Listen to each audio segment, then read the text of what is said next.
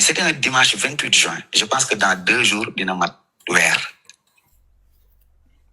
maa ko tàggu ne ko mon amour maa ngi dem parking d'habitude guddi gi fa laay nekk naan ka fay xam na léegi ma wàcc ci suuf sama bët da doon metti ma jël glaçon def ko ci bët bi mu commencé soulager wu je remontais en haut avec plaisir pour ne ko pourtant glaçon bi ma def sama bët de mi ngi def effet mi ngi tane quoi je montais avec enthousiasme ma ubbi sama néeg yootuma bi may dugg bi ma duggee gis ko na ma ko gisee mu coupé téléphone bi barki Seydina Mohamed man koy barki alxuraanul karim dama tukki nekkuma Sénégal kon yàlla na sama koor nekk ci kees ñu indiwaat ko Sénégal ndeysaan ma jël sama loxo teg ko ci dënnam ça battait à 100 bi ma jëlee sama loxo ma ne ko kan nga doon waxal elle a commencé li ma wax duma ko wax ma fexe ba jël téléphone bi dóoranteewu ma xuloo ma xeexu ma wàcc ci suuf j'ai appelé notre nounou ki yor xale yi parce que elle a fait plus de 5 ans ak ñun suñuy tukki sax moom la ñuy àndal ma ne ko doo wax ak soxna si man de li ma bëgg na ma ubbil téléphone bi rek parce que lii ak lii laa bëgg mu leer ci man kooku ñaan ko mu bañ ma dugg si jardin bi ma ne ko kaay mu ñëw ma tëj buntu bi kàddu yi laa textuellement billahi wallahi wa taalahi barki Seydina Muhammad ma ne ko soxna si mu ne ma naam ma ne ko ay waay dencante te dañuy suturaalante ma ne ko ay waay dencante dañuy suturaalante ma ne ko tee ngaa ubbi téléphone bi su ma ci gisee lu gisuwul ma ne ko ñu waxtaanee ko te Nabil Moustapha laa la waatal su ko ubbi woon ma gis ci lu gisuwul dama ko naan demal nga ni yow yaa bëggatul mais ba may sàngoog suuf du ma wax comme ni ma toogee ba léegi waxuma mu bañ j'ai appelé son père ne ko papa ñu waxtaan ci jàmm ne ko lii ak lii de dafa xew papaam ne ma maa ngi koy woo mu ubbi téléphone bi papaam woo ko elle a refusé son père m'a rappelé pour ñaan ma njekk ne ma tee ngaa bàyyi ma ne ko papa mu ne ma naam ma ne ko téléphone bi ala kulli xaal dafay ubbeeku avec respect nag après ci laa woo il fait partie de mes meilleurs amis imam Ratibou Grand Yoff il s'appelle Imam Babacar Dia il a été présent depuis le début de notre mariage il a été un modérateur un ami un frère suñu wax yu sew sewaan sax su daan am ndeysaan daanaka li ñuy dégganteeg sama soxna sax ñun duñ ko déggante parce que ay ndeysaan daf ko bëggoon imam boobu ma lay wax tuddee na ma doom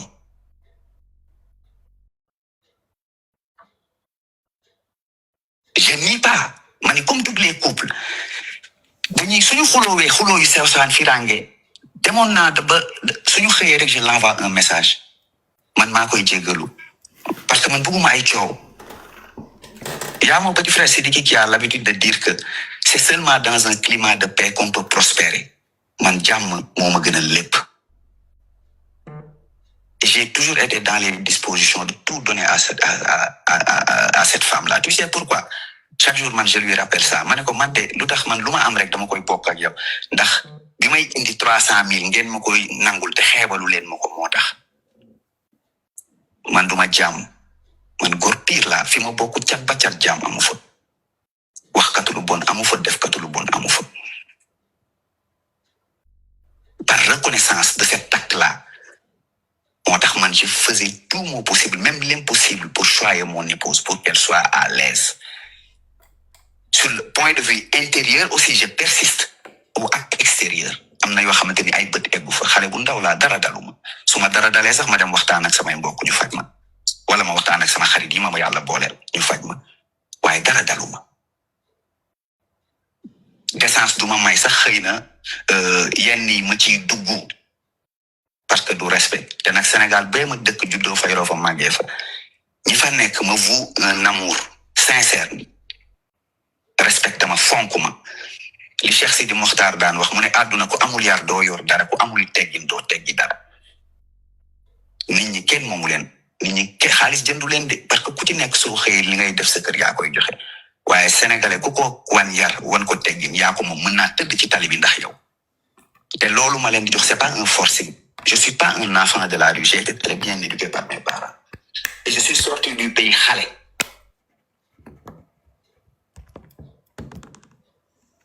bi loolu amee ba ma am bi ma gisee téléphone bi li ma ci jot a gis imam bi moomu lonku barki alquranul karim j'ai failli tomber en syncope bi ma ñëwee ci kër gi y avait ma grande sœur aînée ak jëkkëram y avait l'imam ratib y avait sa mère y avait ma mère et y avait ma grande sœur bi ma dugg si waatee ci kër gi parce que j'ai même pas ouvert le téléphone à la maison pour sutura dama génn dox ne imam kaay gunge ma imam moomu lonk ma dugg ci kër gi naan ndox imam ne leen de ubbi nañ téléphone bi waaye j'ai cité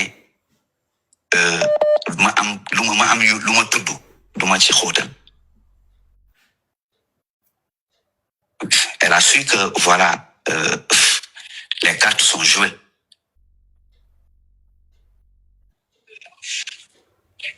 je me suis retiré ñoom ñu waxante li ñuy waxante foofu yaayam moo ni ko jógal ñu dem fii xajatuloo fi je pèse bien mes mots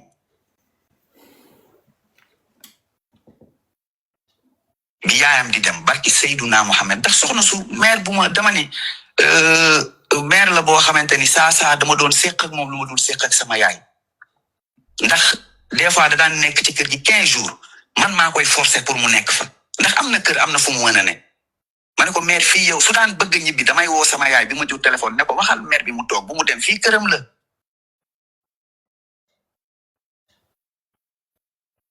bi mère bi di dem ñuy ànd ñoom ñaar lu mu affaire yi tàng comme j'avais l'habitude de le faire dama yéeg dugal sama loxo sama poche te j'étais très tendu ne ko mère am paasal fii woo leen ko wala ku bëgg dindi li may wax ne dugg fii amul problème ma ne ko mère am paasal fii ndeysaan j'étais gêné pas pour la femme mais pour ci mère bi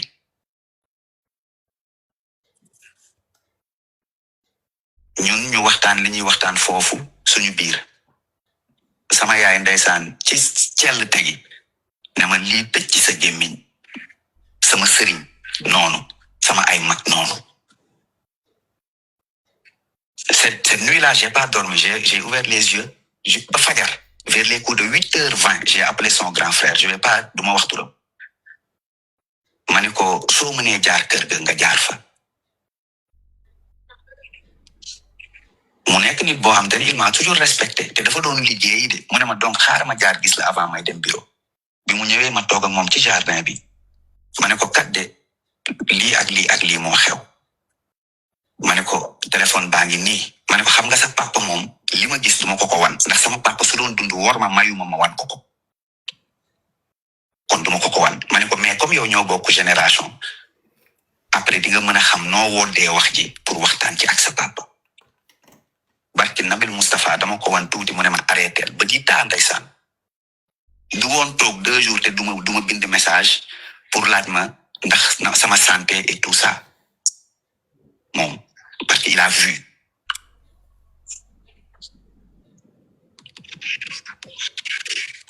di ma yónnee message dinaa nelawal liiwal nangam tant soit peu ça a été un soutien nañ ko nangul man waxuma ak mindeef ñi ma gën a jege j'ai un ami il s'appelle Babacar tuddee na ma doom bi ma ko koy wax dama ne ko waaye man de booy coow yu ay détails yu sew-sewaan ndeysaan il a pleuré par téléphone laa ko waxee mu ne ma may pexe ma ne ko noonu sa waay bàyyil rek noonu moom ci maandoom barki démb la ñuy soog a waxtaan après jot na wax ji ci mbedd bi waaye mu ne ma war ma mayuma may ñëw rus naa di jàkkaarloo yow di la wax motif bi mooy lii ma ne ko waa mais noonu la demee man je suis dewuma ci kenn ne ko lii wala lii parce que man su fekkoon Aziz mooy nekk di wax dafay yomb ce que j'ai su ma billahi wal kitaabi barki alquranul karim un seul truc dama ne benn audio kese laa wax benn audio rek yow su ma ko génne woon laa lay wax ci dafay jeex mais nag dama tënku ci kilifteef li ma ci découvrir yeneen ak yu mel noonu parce que problème su amee les masques tombent et les personnes parlent xam naa ba xam loo xamante ni su ma sañoon dama koy umpule billahi wallahi wa taala parce que que j'ai dit à taquinant un ami ma ni leen man de xew bu ma dem wala festivité bu ma dem jëwal yi suñ ma séenee dañ may xool jàkk ci bët ma xool leen ñu ne ma alaaji Dam Sambay sa baay Adja Faama Njaay mooy sa yaay ma jaayu yëkkati sama xaalis may leen mais pourquoi pas je vais ma xam ma bëgg a xañ loolu Ousmane quand même dama ko xañ dama koy takkine sax Ousmane chaque jour di ko wax le prince héritier man niñ ma mën a bàkkee ma jaayu mais yéene naa ko loolu te ku am kër nday am nga kër baay aussi ku am kër baay am nga kër nday c'est désolant tout ce qui est en train de se passer et ça me fait très mal bi may génn Sénégal juste pour te dire sama bët droit bi dafa jëloon tension je suis parti à Miami il y a mes amis et mes sœurs qui sont là-bas ñi ngi may dégg xam naa suma juumul ñoom li ma jànkoonteeg sama bët bi ñoom ma doon assisté di ma yóbbu ci ophtalmologue ñoom xam nañ du ma xuutal falaa nekk di faju di ànd ak ñoom di dem ak ñëw ba suñu boroom def tane am ci ma jóge fa dem Montréal pour samay truc personnel ak xoolaale sama yaram duma jàmbat nag quoi mais duma jàmbat yaram moom mooy li ma lay wax rek day sutante sama turandoo ku ko gën a baax amul su toogoon ay fan feebarul wala daru ko danaa ndax yàlla daf ko fàtte waaye léegi man maay kan ak lan laa defal yàlla il faut qu'on soit cohérent man lan laa defal yàlla suñu boroom ba suñu boroom du yëkkati ay nattu di ma ko teg man maay kan yàlla moom ay jaamam fa'aalun limaa yurid mooy xool nu ko neexee mu doxalee ko noonu ci jaamam te alxuraanul karim laa la waatal lii dama ko nangu normal et je marche avec la tête haute les yeux ouverts parce que ci yorinu soxna nit mënuma cee jam diine mënuma cee jam charia mënuma cee jam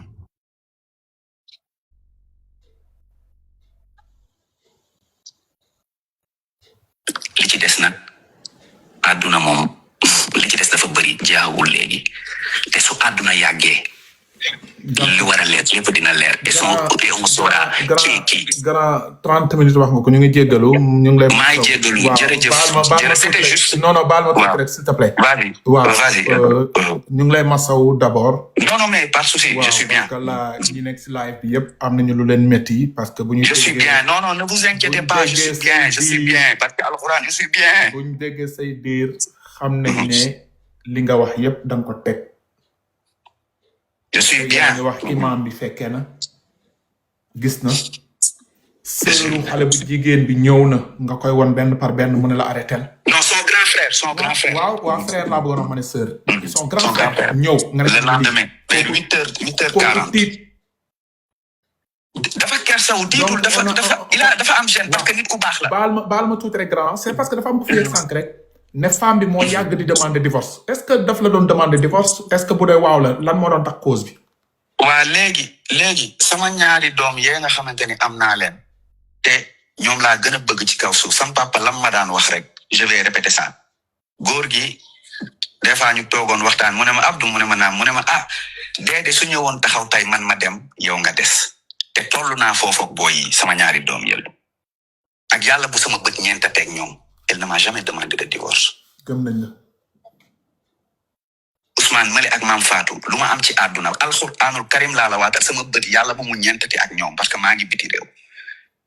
elle ne m'a jamais demandé de divorce. billahi wallahi wa taalahi barke Alaaji Malick Si li may wax nii su ci dara sos amee. yàlla bu ma jariñu dara ci kaw suuf. gëm nañ la ba nga ko mayee baat jour boobu ñan ñoo fekkee ak réaction lan la woon. waa dama ni Californie man dama tënku ci kilifteef bi loolu amee yaayam moo ni ko jógal ñu dem fii xajatuloo fi. kanamu yaayam déggoo li may wax y avait mes sœurs y avait l'imam ratib de Grand Yoff y avait ma mère et tout. D'accord. J'ai raconté déjà ce passage je veux pas en reparler encore. D'accord. Ne serait-ce que par respect pour yaayam. comme li ma la wax rek. Voilà. biñ ci waxtaanee sama ay kilifa muy sama sëriñ ak sama nijaay man bi ñu koy yeewi sax man wootew ma samay kilifa ñoom ñoo woo papaam ñoo lijjanti loolu sama ay kilifa ñoo lijjanti loolu ne ko yeewi nañ la après man fekk samay kilifa waxtaan naa ak ñoom ba ñu xam situation bi gis liñ ci war a gis ñu jël décision boobu ñoom ñoo woo kilifaam wax ko. Revenant sur le discours, sur le cas des téléphones, je vais te dire une chose. Il y a même pas 15 jours, téléphone am bi mu njëkkoon yor iPhone 17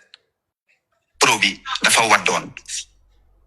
Jour biñ ko koy livré ak téléphone beneen bi ma ko jëndalaat encore boobu maa ngi woon dëkk bu ñuy wax Agnam ànd ak sama sëriñ Sidi Ahmed si yàlla na yàlla guddal fanam. Man maa ko jënd c'est pas un truc matériel ndax téléphone yi man ma bàyyi ko ak moom wala ma jox ko téléphone ligne bi nga xamante ni moo ci nekkoon ça commence par 644 ligne Teranga la sama turu entreprise laa ko abonné su fekkoon dama curieux du ma résilier bi affaire yi amee le lendemain j'ai envoyé un courrier à la Sonatel pour résilier ce numéro mënoon naa ko téye di ci wuyu mais day xeebu téléphone yi ba ma xoolee ba xool ci li ma ci war a xool ba jël ci la ma ci war a soxla boobu la gëj a tàkk parce que je vais pas m'auto-détruire et je vais pas me faire mal aussi. J'ai une famille à entretenir. Il y a ma mère qui compte sur moi. Actuellement, elle est chez moi avec mes enfants. Sama sœur yi ñoom ñëpp elles sont autonomes ku ci nekk yàlla mi ngi lay teral mais ba léegi rek entre parenthèses tamit comme la ma sama papa ak sama yaay daan wax ne ma ñi ñu jur bëri na waaye Abdou yow yaay suñu yaakaar. J'ai pas le droit à l'erreur. J'ai pas le droit à l'erreur. Grand mën nga noppalu lañu kii woon ñu ngi lay masaw. Waaw, c'était juste non en fait bul wori man je suis bien. Je suis bien alhamdoulillah. Parce que lii dal sama kaw dama ko nangu. te ñi ci war a ànd ak man aussi di ma ci support que sama muy sama ay xarit sama ay mbokk ba ci sama sëriñ sama ay jigéen kenn bàyyiwuma ci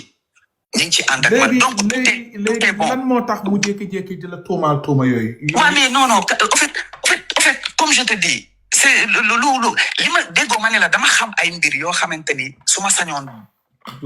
du ma ko découvrir donc le fait que muy wax loolu Kali en fait ce sont des paroles yoo xamante ni on doit pas si di ci attardé wu. sont pas fondés.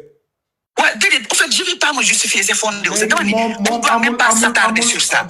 Amul ay audio wala ay vidéo yu mu jox sa yaay. Barki Nabil Moustapha su amee lu mais na ko génne. Il n'a qu'à sortir Kali. En fait, c'est pas un sujet bu ñuy attardé wu. ñi ma xam nañ may kan. Donc du débat. Du débat. Lu mu am na ko génne. Léegi nag suñ ci tolloo. Je pense que vu la situation actuelle, ce sera quelque chose boo xamante ni mënatul ñàkk mais ce sera fait devant la justice sénégalaise. Man mi dem ba bëgg un consentement mutuel pour le divorce bi nga xamante ni même su juge di délivrer dafay nekk à huis clos pour suturaal ko je veux pas que ça soit un contentieux ñuy taxaw ku nekk di may génne samay preuve ñu koy lire journal di ci jot ak di ci nangam pour suturaal ko. Mais là, je suis en train de réfléchir. Vu qu'ils ont pris cette lancée-là, après, je vais parler avec mon avocat et on va discuter. Si on doit dévoiler des preuves, on le fera, mais on va le faire juridiquement. Il n'y a pas de souci. Mangi djégalu ci temps bi ma jël yalla yalla may ñu faran jamm jërëjëf kontaan nañu yalla yalla jërëjëf non tout est bon merci allez bonsoir au revoir jërëjëf merci beaucoup donc wax bu dofee noppi muy dugg day wér ba mu duggee présenté wu na mooy Abdoul Aziz Samb Sénégal ñi ko fa xamul bariwul bu demee bay dugul live sax pour wax parce que lënt mu ngi commencé ñëw yéen ñi di woote may leen ma tuuti s'il vous plaît parce que lënt mu ngi commencé ñëw lim fi teg dégg ngeen ko ba mu jotee ci téléphone yi imam bi ñëw na fekke mu wonit yaayam doyu ko mu soxnaam mu woo frère ne ko kaay dem la soxla kooku ñëw mu ne ko mu ngi nii xanaa sañul tuumaal ay frère soxnaam ñooñu dinañ génn Kali kii musuma woo mais ñooñu dinañu rus loolu nit ku ne gor nga toog na ci penc mi mu ne ba mu mayee baat soxnaam yaayu soxnaam daf ko ne gàcce lañ fi amee jógal ñu dem xanaa sañul wax lu dul dëgg yaayu soxnaam kon yaayu soxnaam dina dugg ci live fi ni du dëgg te kër yi léegi la plupart yi bari am nay caméra kon boobaa dañuy egg ci caméra yi tamit ñu wane ko te ba muy wax kii magum jëmm la lu mu wax dafa leer. donc xale bu jigéen bi fi duggoon sànq moo tax ba mu kii après dafa daw ñoo naan non dafa yàgg ñaan baat mooy ñi nga xam ne dañuy jéem a topp kaa rek di jaxase carte gi. ma ne leen ci sama xalaat gu gàtt jigéen bu la sa jëkkër takkee depuis ay ati at ngeen am ñaari doom étage mu dëkkal la oto bu gën a cher 70 millions 80 millions mu jëndal la or suba ba ngoon mu jëndal la yóbbu la Amérique yóbbu la fu ne ci àdduna bi boo demee ba découvrir sa jëkkër boobu góor jigéen la boo ko ñaanee baat sa jëkkër boobu dina la may baat parce que gàcce dugg na ko ba pare neexal la lu bari pour déception bi nga amee si moom. kon bu boobaa tamit xale bu jigéen boobu bu génnoon dina rus taxaw ci mbedd bi ne sama borom kër gii góor jigéen la dina suturaal boppam mais boo gisee muy génn parce que rancune na mer na ne xaaral ma jaxase carte gi ñëpp mais olof lay làq ban jigéen la góor defaral teranga tabaxal la kër may lay oto may lay or defaral la lu ne taxaw sa papa taxaw sa yaay taxaw say mbokk nga dem ba découvrir góor jigéen la boo ko ñaanee baat cause bi ku góor ki dina ko xam ku góor ki day jooy sa kanam ne maa la trahir maa la wor baal ma yëkkati lu dëgër ne am nga jël yooyu yëpp dem toogi sa kër nga jàpp sa idda wuti ji beneen góor bu dul góor jigéen nga suturaal say doom yi nga jur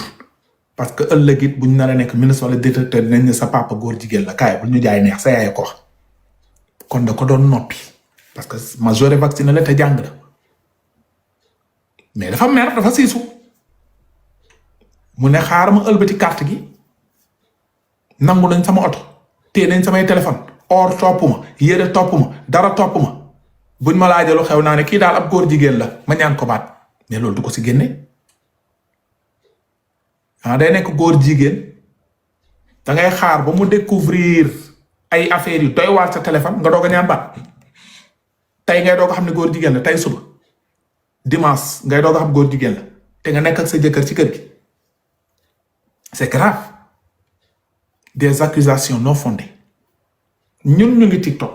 yeneen liveurs yi ñu ngi fi na femme bi woote na dugg si live bi na wane audio na génne vidéo c'est simple